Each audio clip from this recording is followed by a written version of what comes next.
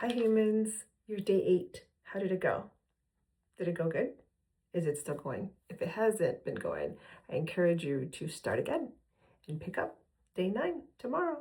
Pick it up and keep going. Don't give up. How's your fast?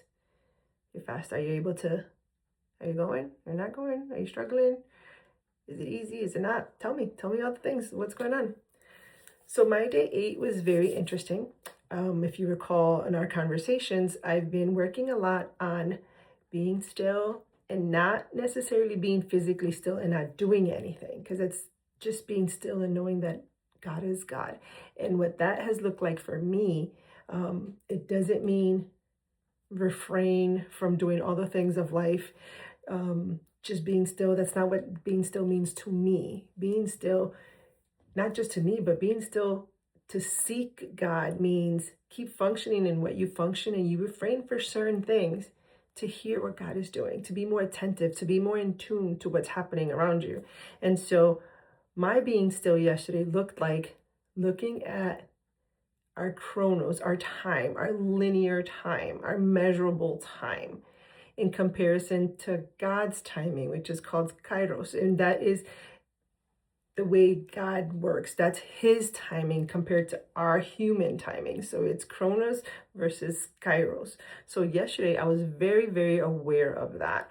And I just wanted to share a couple of things with you of how God speaks to me, and God has spoken to me these past couple of days. And a lot of the times we're looking for these loud or whisper, like an audible voice. I'm not saying that it doesn't exist, because it does, but it doesn't only have to be that way. So I just want to share a couple of ways that God has been speaking to me, and to me, it's been very intentional about paying attention to my timing, human timing, earthly timing, Kronos compared to God's timing, his Kairos. So I just want to share a couple of things that has happened that has shown me God's Kairo. So first of all, let's see. I wrote it down. What are the couple things? So first of all, the biggest one for me, I'll start with the one that is super cool. So as you know, I like to read, and I bought a series of books, 9 books that I bought over 10 years ago. And I absolutely love those books. However, I have not read the 9 books. I've read one, and I have not read the others, but I know for some weird reason, I've kept them with me. I have moved plenty of times, plenty of places, apartments, houses. I have moved. They've been in storage. They've been in all my apartments. They've been with me, and I've never opened them. Just one. I read one. However, I actually decided that I didn't want to read a lot. I didn't want to hear a lot of sermons. I didn't want to hear a lot of podcasts, because I'm trying to pay attention to my thoughts, my ideas, my beliefs. Where is my faith? Where am I seeking God myself? Because if I hear a lot from other people, not that it's bad, but I can relate and I agree with that. And sometimes I'm not sure if my thoughts are my thoughts or my thoughts are somebody else's thoughts. So I'm really trying to focus on not putting too much into my mind. And the interesting about that is that today, I've been working on that timing, right? And so since I've been working on that timing, I've realized that the less I'm listening to, the less I am not present, the more time I actually have. Because like I've done things that normally I'm listening to music, or normally I'm listening to something, and it feels like time is going so quickly, like chronological time. Kronos is going by really fast. My time, like I don't have enough time to do things.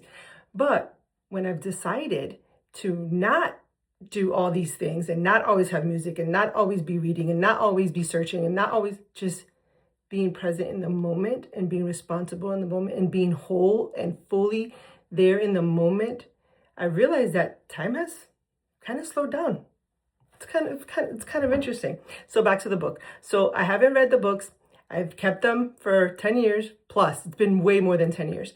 And so I took one book out yesterday, and so interesting was at night. I just took it out and I was like, I don't want to read too much, but I want to briefly read. And so cool. I mean, it was so interesting that when I was reading the introduction, it started talking about what I had just read on January 4th. And as I was reading, I was like, I was just reading this. I was just thinking about this. I was just processing this. And it was beautiful because should I have read that book 10 plus years ago, it probably wouldn't have meant as much as it did when I just read it. And to me, that is Kairos. That is God's timing, how God aligned everything. And I've held it. I physically have held those books for over a decade. And now is the perfect time because now it has meaning and value. And the second thing was, I remember how I told you that I'm reading a emotionally healthy spirituality. So another author is coming out with a book next month. And in his first chapter, he's mentioning that same book. And I'm like, what? I just like how things are aligning themselves, especially when I'm not listening to anybody.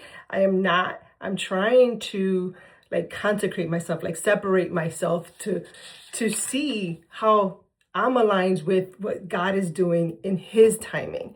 So I thought that was really cool. I met with an incredible mentor of mine yesterday, and not yesterday, today. And when I met with her, we had such a beautiful moment, but something sparked in me. We were talking about being able to receive what God has for us, or being able to receive in general, but really what God has for us. How some of us say that we're ready to receive, but we're really not ready to receive. Our body isn't ready to receive. Our mind isn't ready to receive. Our spirit isn't ready to receive. And how do we get to that space? So I really want to focus on that for a little bit. And then my devotional was, the question for my devotional was, what might be one way your busyness blocks you from listening and communing intimately with the living God? And the scripture was talking about Matthew 16:23. It was talking about when Jesus talks to Peter and he tells Peter, Satan, get behind me, because Peter's going against God's plan. He's so zealous, and he loves God. He loves Jesus, and he wants to protect him. And Jesus says, hey, they're going to come for me, and they're going to take me, and I'm going to be persecuted, and I'm going to do all this is going to happen. And this is before Jesus going to get crucified. And Peter is like, he's fighting. He's like, no, this is never going to happen to you. We're not going to allow this to happen to you. And Jesus says to Peter, Satan, get behind me. But understand that. So interesting for me, again, because just a few hours before that, I was just talking about that with somebody. So again, watching God align all these things, it's just so cool for me. So cool to see all of these things align. So for me to answer that question, what might be one way your business blocks you from listening and communing intimately with the living God? I put studying, seeking too much, too hard, too often. And that could be scripture, books, sermons, podcasts, all these things. Just, again, being so busy, keeping my mind so busy with so many things that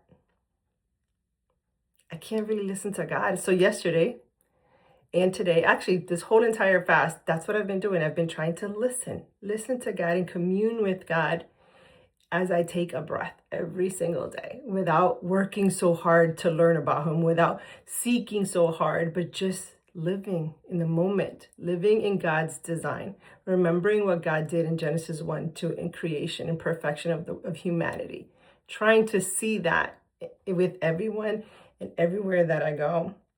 And then the second thing I put, again, was finding ways to distract my mind from the narratives that I've created in my own mind, from rehearsing conversations, rehearsing in my head, rehearsing conversations that have happened, that need to happen, rehearsing situations, rehearsing trauma, rehearsing just kind of in my mind, going over things that have already happened or I'm anticipating are happening, all those things, like keeping my mind so busy with all of that. Again, it eats up my time. It eats up my chronological time, this linear time here on earth. So those are the things that stop me or distract me from just being able to live in God's peace and joy and kindness and gentleness. Those are the things that I've been working on. Those are the things that I'm recognizing in me, and I'm trying to get closer to God as I'm seeking God, like genuinely seeking God in a different way. I hope that you're seeking God in a different way, and I would love to hear what's happening in your world. How is this prayer and fasting affecting you? Let me know what God's doing in your life. I'd love to hear about it. Talk to you soon.